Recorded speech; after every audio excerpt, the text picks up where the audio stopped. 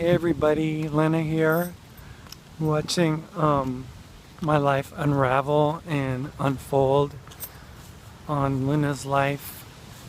And today,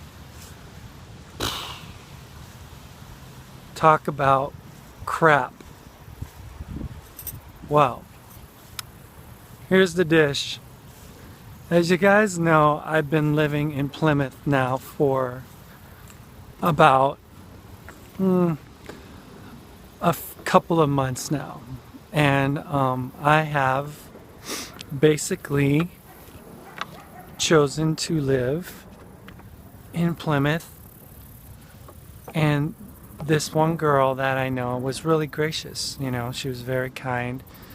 My ex-roommate Olivia, I must have a terrible thing with roommates because we just don't get along, I guess. But anyway, here's what happened.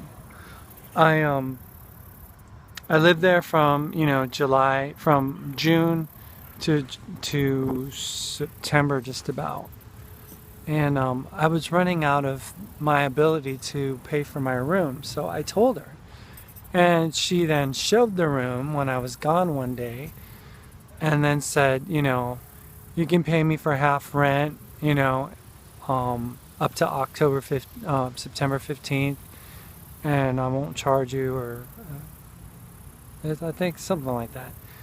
Anyway, I left because I met Tony, and Tony is taking me in like some kind of a stray, right?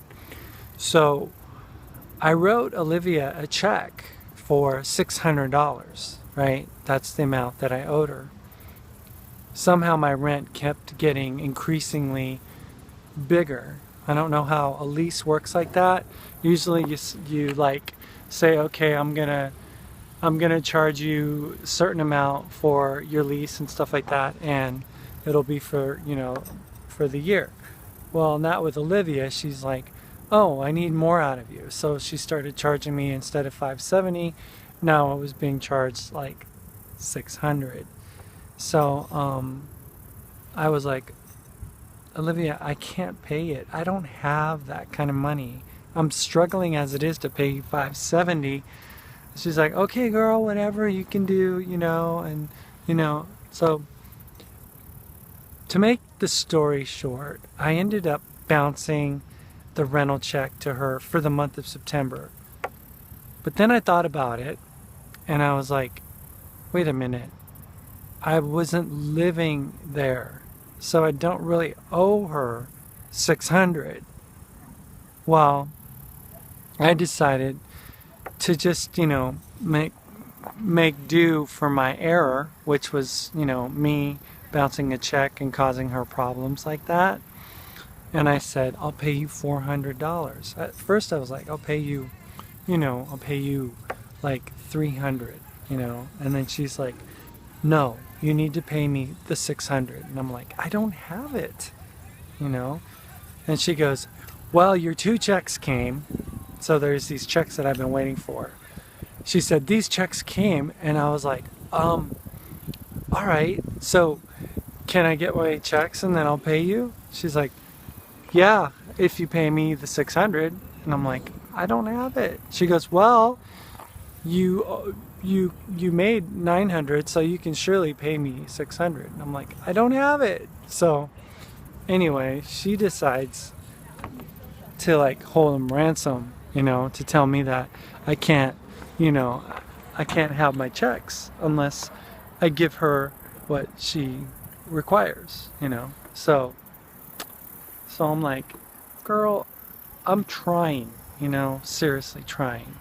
So what ends up happening is she gets upset because I told her I can't pay her $600.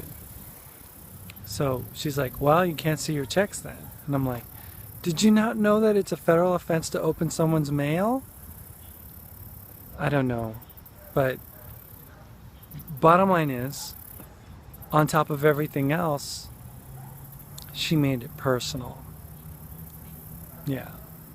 You know what it's like when someone says, oh, and on top of everything else, you look like a man, and you think you're pretty, but you're really just a guy. do you know what kind of pain that causes someone who is like us? You know, I never really thought that Olivia was on board with my transition. I thought that I was more of a curiosity for her, really. And she was generous enough to give me a place to stay. But I think what in the end, she needed a place. She needed someone to pay her rent, half of it anyway. And I told her that I could. And she saw dollar signs because she knew that I was a camera operator and that I could potentially make good money. And you know, that hasn't panned out. You know, I'm struggling. You guys know that. You guys understand the pain that I've had to deal with and stuff like that financially. So, you know, on top of everything else, she makes it personal, right? She calls my boyfriend ugly and then says, you know, oh, you would have been better with James. He's so ugly. And I'm like, really? Now it's personal? So now I don't want to pay her a dime. Am I wrong for doing that? Am I wrong for feeling that way? Because, you know, now it's personal. And when you tell that to a trans girl who's going through transition and HRT and life is chaotic as it is for me, you know, when you do that kind of thing, that's a low blow. That's really, really low. And it's really actually very, very mean, you know. So, I'm a survivor. I'll fight. I'll work through this. I have the support of Tony. I have a place to lay my head now and a place to eat. And, you know, God's taking care of me. And, I'll get through this. I'll survive. I'll make it. But know this, that in transition, everybody, you're going to hit some real hard facts of reality. You know, either your spouse, either your roommate, either your family, all of them, all together, even people you encounter on the street, they're not going to be nice. You know, I think in the end, honestly, and I'm not tooting my own horn, God knows that, but in the end, she just wanted to know that she could cause me, you know, emotional pain from telling me that I didn't make a good girl, you know, and that I was a guy. And that, you know, I was just a person that was really confused and stuff. But, you know, we know the truth, you know. Nobody else knows what's between the ears here. No one else does.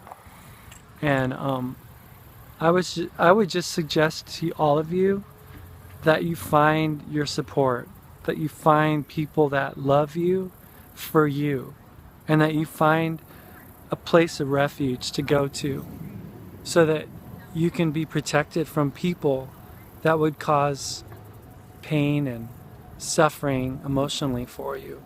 And, you know, I know that life is hard. It really is. You know, it's tough. Now, I don't have a way to get my checks. Now I have to go through the process of canceling checks and asking, you know, my, you know, employer to issue new checks and to get me, you know, through, you know, stuff. And, you know, my ex isn't going to be really happy with me because she's waiting on money and I can't, you know, I can't do it. So it's going to be bad news for her and she's not going to be happy to hear that. But we do what we have to do to survive. We do what we can, you know, because, you know, it's tough. It's really, really tough. And, you know, I'm looking right now. It's tough. Look at. I see facial hair. I hate it. I wish it was gone. but there it is, you know? I can't like wish it away. It has to run through its process and, you know, go away. Eventually it will. But some people deal with that. Other people deal with other realities in their life. And you just have to push forward. You just have to put your best foot forward and choose to move forward, move on. So I do what I can, and the rest I just kind of kick to the curb and say, let's keep going, because this is a journey and we're on it, and we're not stopping until we get to where we want to get to. Right? So that's my rant. That's my thing. See you guys. Have a great day. Bye.